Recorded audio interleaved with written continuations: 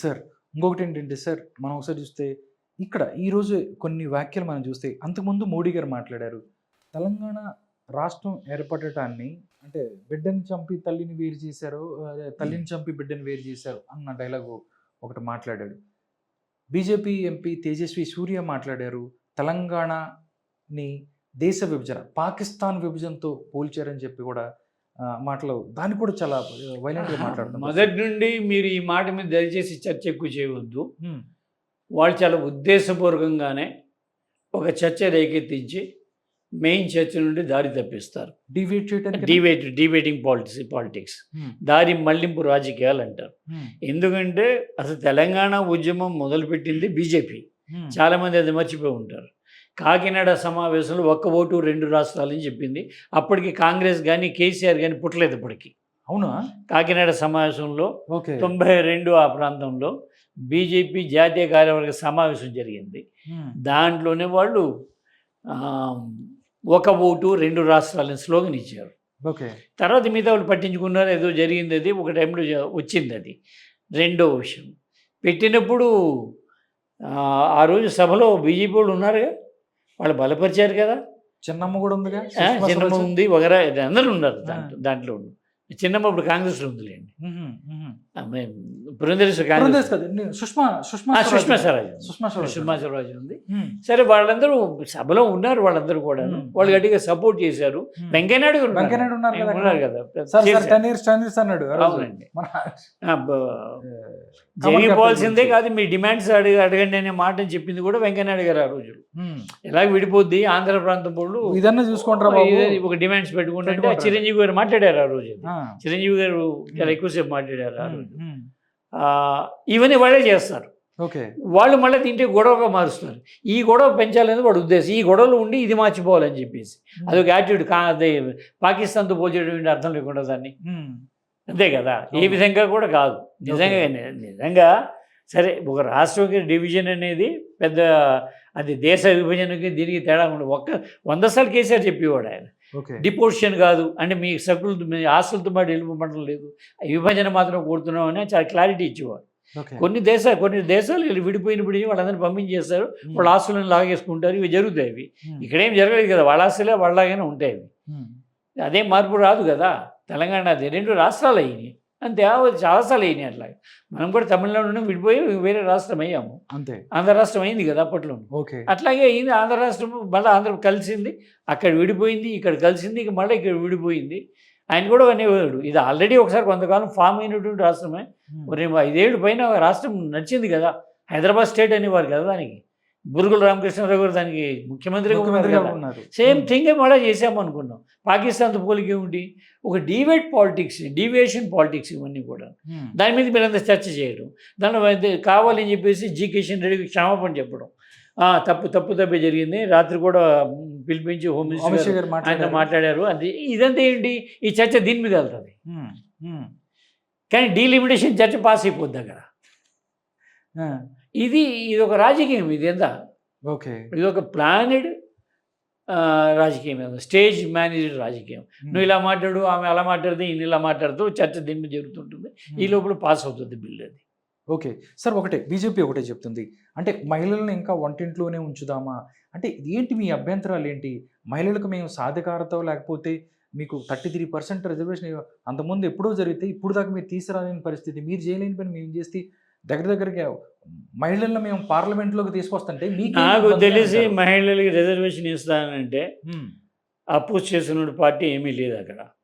వాళ్ళు అంటున్నది ఏమిటంటే దీన్ని చాలా క్లియర్గానే మీరంత పద్ధతిగా కబుర్లు మాట్లాడతారు కదా. ఒకవైపున సనాతన ధర్మం అంటారు. సనాతన ధర్మం మన మహిళలకు హక్కులు ఇచ్చారా? లేదు, మన సనాతన ధర్మాన్ని పునరుద్ధరించాలనుకున్నాము అని చెప్పే ధైర్యమైన ఉందా? సనాతన ధర్మాన్ని మేము రిఫార్మ్ చేయాలనుకున్నాము చెప్పే ధైర్యం ఉందా? సనాతన ధర్మాన్ని మేము రిఫార్మ్ చేయాలనుకున్నాము, సంస్కరించాలనుకున్నాము అని చెప్పే ధైర్యమైన ఉందా మీకు? లేదు. ఒకవైపు సనాతన ధర్మం చెప్పాలి, దానికి ఒక లాట్ ఉంటుంది, దాన్నేమో ఆకర్షించుకోవాలి. రెండో వైపు మళ్ళీ ఓట్ల కోసం మీరు ఇంకో నాటకం ఆడాలి. ఇది వీకర్ సెక్షన్స్ రిజర్వేషన్ లాగా. ఎకనామికల్లీ వీకర్ సెక్షన్ ఈడబ్ల్యూఎస్ అని ఒక సెక్షన్ పెట్టి 10% ఇచ్చారు కదా మధ్యన. ఆ శాతం ఎవరు వాడుకుంటారు? ఓసీలు వాడుకుంటారు, మిగతా వాళ్ళు వాడుకోరు కదా. సార్ నువ్వు తెచ్చేటువంటి రిజర్వేషన్ ఓసీలే వాడుకుంటే మా పరిస్థితి ఏమిటి? రాజ్యాంగం ఎస్సీలకి ఎస్టీలకి చాలా స్పెసిఫిక్గా సబ్ కోటా ఇచ్చింది కదా. అప్పుడు ఇక్కడ సబ్ కోటా గురించి మాట్లాడాలి కదా. నువ్వు ఎందుకు మాట్లాడాలను సబ్ కోటా? నీ ఉద్దేశం ఏంటి? అంటే ఓసీలు కట్టుబడాలనుకున్నామని ఎవరైనా అడగాల్సిందే అన్నమాట. సబ్ కోటా ఇవ్వాలి కదా. ఇక్కడ ఇంకో విషయం ఉన్నది, ఎస్సీలు ఎస్టీలకు రాజ్యాంగ ప్రకారమే సబ్ కోటా ఉండాలి. అది ఒకటి ఇవ్వాల్సింది కాదు. అది రిజర్వేషన్ వాళ్ళకి ఆల్రెడీ మన రాజ్యాంగంలో ఇచ్చేసాం.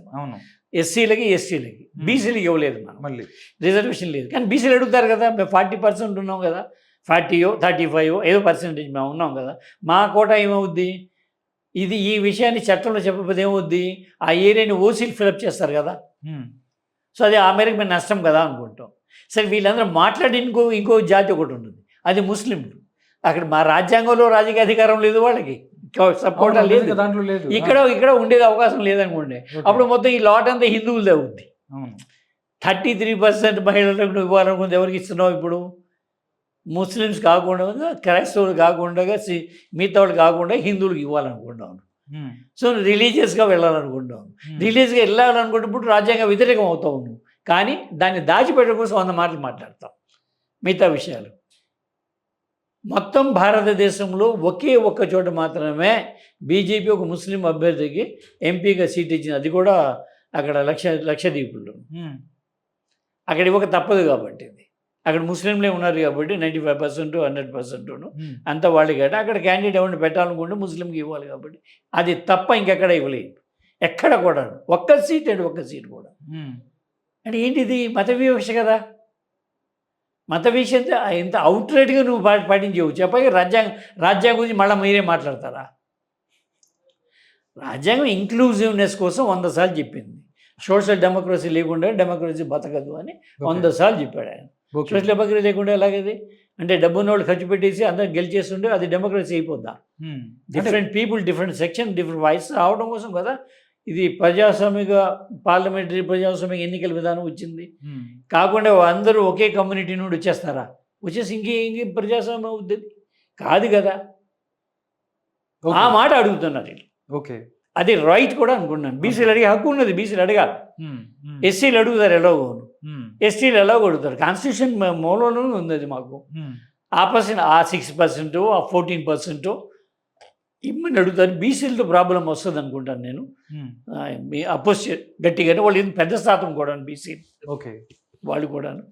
అంటే ఈ మొత్తం లాట్లో బీసీలు అయితే నాకు దృష్టిలో 35% పైనే ఉంటారు. అంటే ఎస్ఐఆర్ పూర్తిగా వస్తే తెలుసు, కానీ జనరల్గా వాళ్ళైతే క్లైమ్ అయితే 40% 40% అంటున్నారు అనుకోండి బీసీ నాయకులు. కానీ ఈజీగా 36-35% వాళ్ళు ఉంటారు. మరి వాళ్ళకి ఆ ఏరియా నువ్వు ఎలా చేయాలి కదా. అప్పుడు ఆ బీసీలో ముస్లిం బీసీలు కూడా వస్తారుగా, అప్పుడే దాన్ని ఇంక్లూడ్ చేస్తావా, ఇంక్లూడ్ చేయవా?